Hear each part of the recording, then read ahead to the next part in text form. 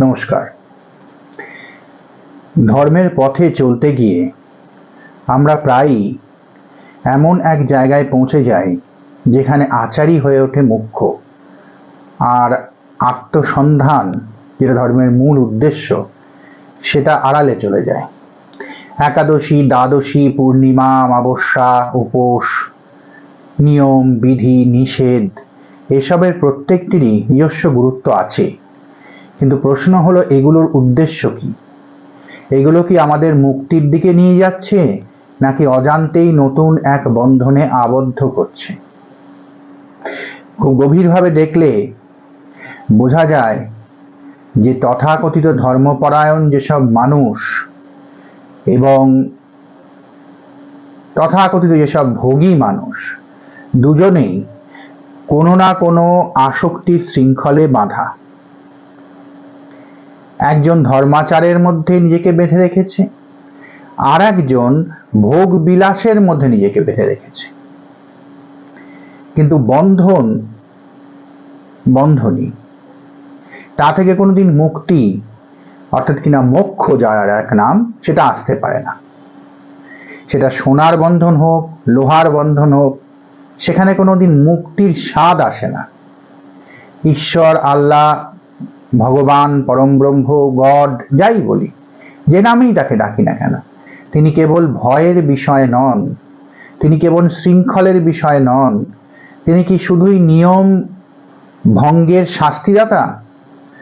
যদি আমাদের সমস্ত সম্পর্ক তার সঙ্গে শুধু ভয়, বিধি আর আনুষ্ঠানিকতার ওপর দাঁড়িয়ে থাকে, তাহলে তাকে বন্ধু, সখা, প্রিয়জন বা অন্তরের আপনজন হিসেবে অনুভব করব কিভাবে?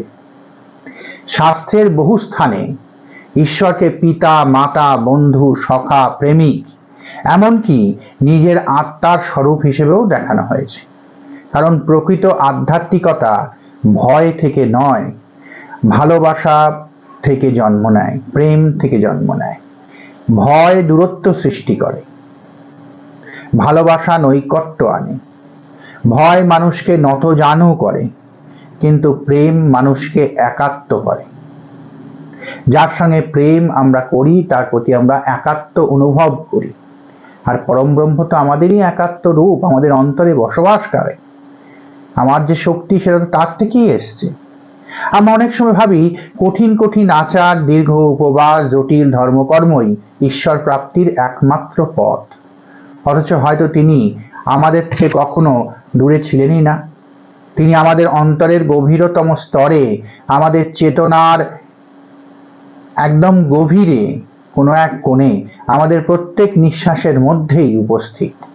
তাকে খুঁজতে গিয়ে আমরা অনেক সময় বাইরে এত বেশি ছোটাছুটি করি যে নিজের ভিতরের তাকানোর অবকাশই পাই না।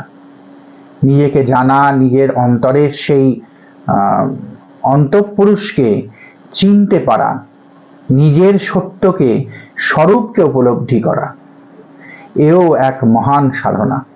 এবং এটাই মেন সাধনা।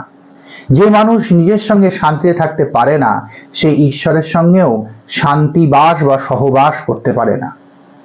যে মানুষ ঈশ্বরকে ভয়ে ভক্তি করে, সে মানুষ ঈশ্বরকে কখনো আপন ভাবতে পারে না। যে নিজের হৃদয়ে আনন্দের উৎস খুঁজে পায় না, সে বাইরের কোনো আচার বা প্রাপ্তিতেই স্থায়ী তৃপ্তি পায় না।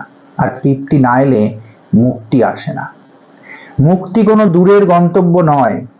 মুক্তি শুরু হয় সেই মুহূর্ত থেকে যখন মানুষ ভয়ের পরিবর্তে, বন্ধনের পরিবর্তে ভালোবাসাকে বেছে নেয়। মুক্তির স্বাদ ভালোবাসার মধ্যেই লুকোনো।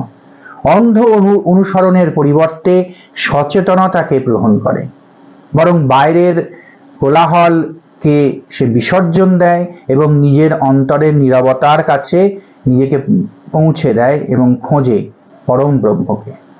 আচার পালন হোক, উপাসনা হোক, উপবাস হোক, সবই হোক, কিন্তু সেগুলো যেন লক্ষ্য না হয়ে ওঠে।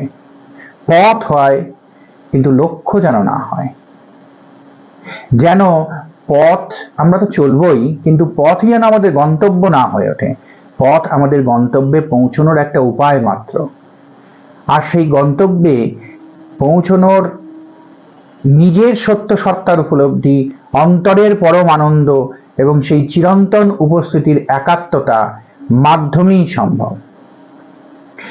তৃপ্তি ছাড়া মুক্তি আসে না, আর সত্যিকারের তৃপ্তি আসে তখনই যখন মানুষ উপলব্ধি করে যে কোনোদিনই পরম সত্তা থেকে বিচ্ছিন্ন আমি ছিলাম না। যে তাকে খুঁজছিল আর যাকে খুঁজছিল সে পর্যন্ত তারা একই সত্তার দুই রূপ মাত্র।